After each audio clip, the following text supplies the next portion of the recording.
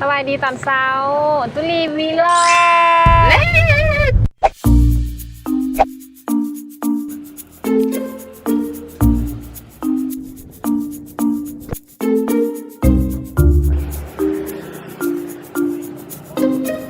มื้อนี้มาแต่เช้าเลยตื่นจากโมงก่อน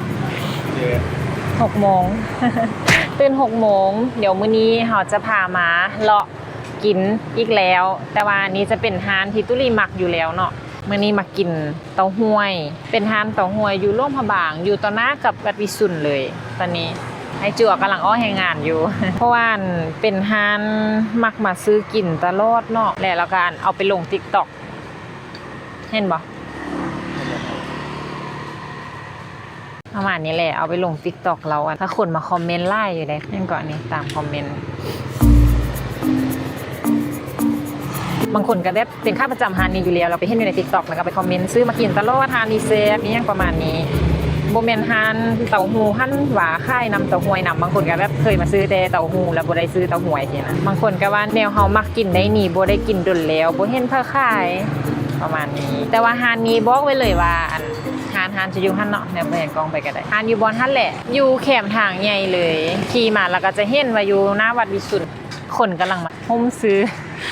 เต้าหู้กับเต้าหวยเดี๋ยวถ้าลูกค้าเพิ่นออกนิดนึงก่อนนอนแล้วเขาจะเข้าไปอันแต่ว่าฮานหั่นบ่มีบ่นั่งกินเลยจะมีแต่ซื้อแล้วก็กลับบ้านเท่านั้นเนาะแต่มื้อนี้บ่เป็นหยังเตรียมพร้อมเอาถ้วยมานำเซกถ้วยมาเลยทาดาไปตัดต่อเด้อตัดต่อเก่งอยู่ติเนาะเมื่อวานนี้พอดีเข้าไปเบิ่งกันข้อมูลเกี่ยวกับเต้าหวยว่าแบบต้นกำเนิดไม่ยังมาแต่ใช่ขนาดมีต้นกำเนิดมาจากจีนตั้งแต่2,100 ปีมาแล้ว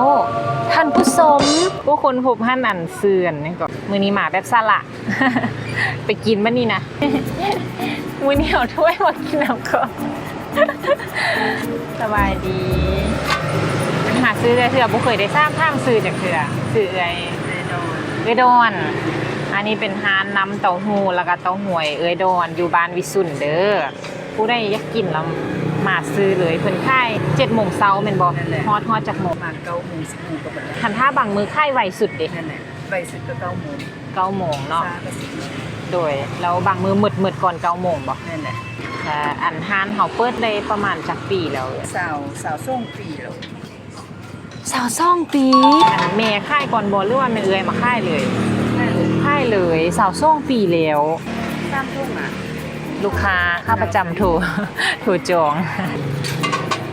อ๋ออันนี้โบเมนเป็นอันน้ำเต้าหู้นี่จะค่ายเป็นท่งเลยอันนี้จะเป็นเต้าหวยนี่น่าแซ่บ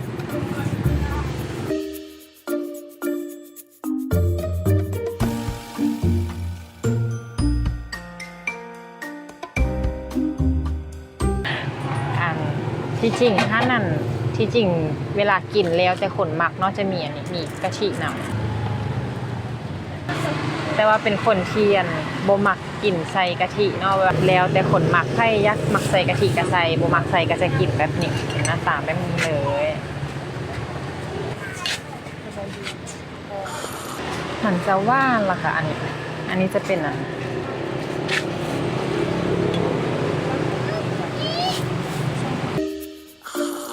ปิ่นเลย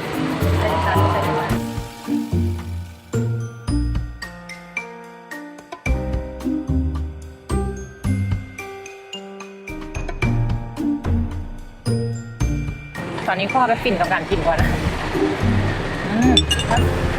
ลูกค้าหมาลูกค้าซ่าเลยลูกค้าหมาตลอด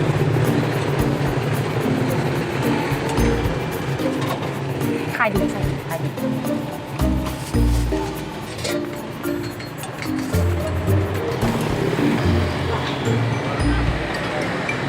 อันนี้จะเป็นแบบเซอร์กะทิเนาะก็จะน่าแซ่บไปอีกแบบหนึ่งอันนี้ข้องหมึกกองเซ็กถ้วยวันตีวันหนึ่งเป็นซ่องอันข้องหมึกกองอันหนึ่งเอากินได้ตั้งแต่เฮามายืนนี่ลูกค้ามาแบบบ่ค้าใส่จังหน่อยโดนสิได้เห็นบัตรคิวเลย ลูกค้าไล่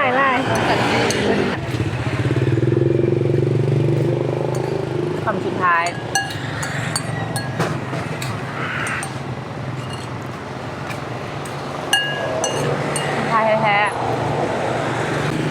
อนเช้าละเต้าหู้และใส่น้ำจิ้มฮ้อนๆเนาะแบบเป็นย่างทีแซ่บ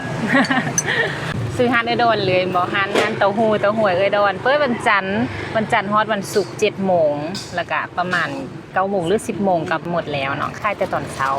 มาได้เด้อที่หน้าวัดวิสุทธิ์โลกบางจ่ายเงินก่อนช่องถ้วยก็ได้กินเต้าหู้แล้ววันนี้จะไปหานพวกข้าวปุ้น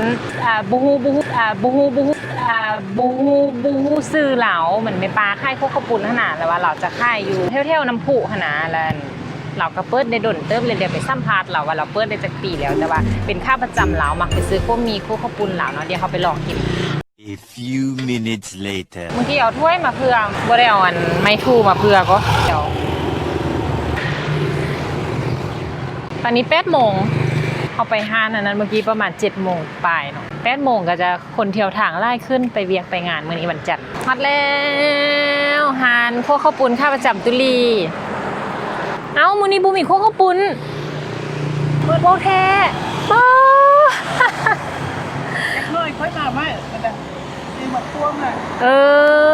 อันป้าเขาถามคนอนุญาตถามเลยปลาซื้อยังเกาะ บ้าหมา ปลาบุญหมาเขามาซื้อจะลวดโลบ่ได้ถามซื้อปลาจากเรืออันนั้นนั่นปลามาค่ายจะจากโมงจันมื้อนี้ โอ้ก็7 โมงก็ออกแล้ว ปกติตุลี่มาซื้อกันประมาณนั้นแหละประมาณ7 โมงเมียนโอโนมื้อนี้มาช่วยมา8 โมงสมพอว่าหมดโอ้เขาจะซื้อไปอันต่างแขวงหำยิ่งแม่นบ่โอ้ปลาเปิดจากปีแล้วก็ 20 ปีคือกันซ่องเพิดสวัสดิ์เนาะทางซ่องฮันเลยเอาไปมาเมื่อกี้ก็คือกันอย่างแต่ว่ามี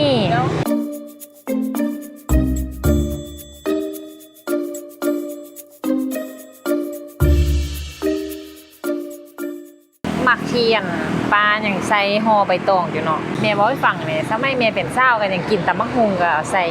ใบตองเลยเฮ็ดเป็นกระทงเอาอันตำบักฮุงใส่ไหนให้มันกินออกกำลังกายถ้าอันกินข้าวปุ้น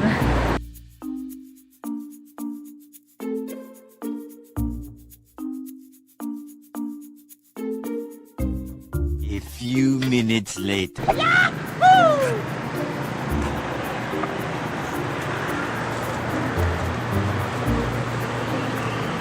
อ๋อ นี่เรานานใส่มาใส่หน้านี่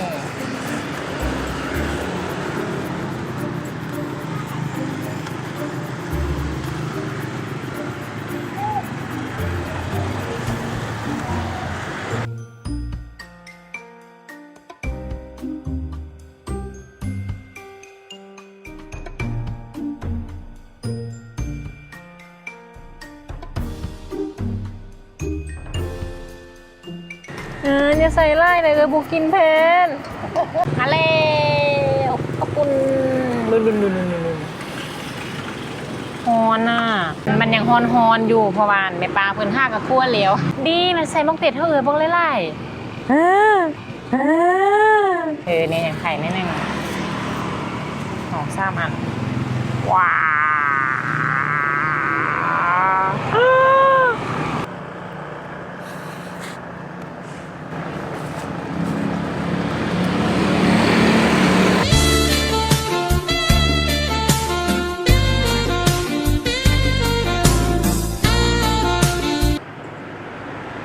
อันนี้เขากินใช้ข้าวโคบเนาะข้าวโคบเป็นแผ่น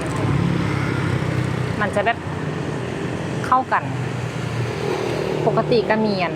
เป็นห้อมเจียวใส่น้ำมื้อนี้หมดเนาะป้าเนาะอร่อยเหรอ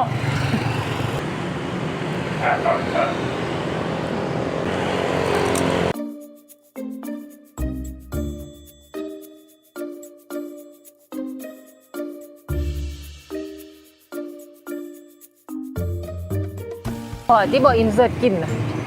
อินเสิร์ตอะไรนักหนาเนี่ยปลาเปิ้ลพอ7:50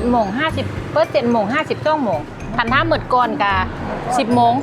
ฟ้าหานเนาะ เดี๋ยวฟ้าหานปลาบุญมาเด้อยวนอันนี้เขาจะเอิ้นหน้าห้องประการเนาะส่วนไล่เหมือนบอกบานทัดล่วงหานปลาบุญมามีหมูแหนมมีคั่วมีแล้วก็คั่วข้าวปุ้นเนาะให้กินมาล่วงข้าวบางเนาะยังมาชิมคั่วข้าวปุ้นก็มีแซ่บๆมาเด้ออยู่หานปลาบุญมาแล้วกันแต่ว่าส่วนไล่คิดว่าคนอยู่ล่วงข้าวบางนี่ก็จะเป็นค่าประจำปลาเนี่ยเขาก็จะเห็นว่าคนมาเวซื้อเวยังอยู่ตลอดมีลูกค้าอยู่ตลอดเนาะ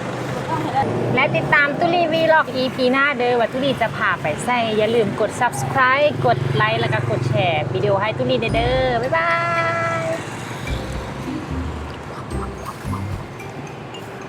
ย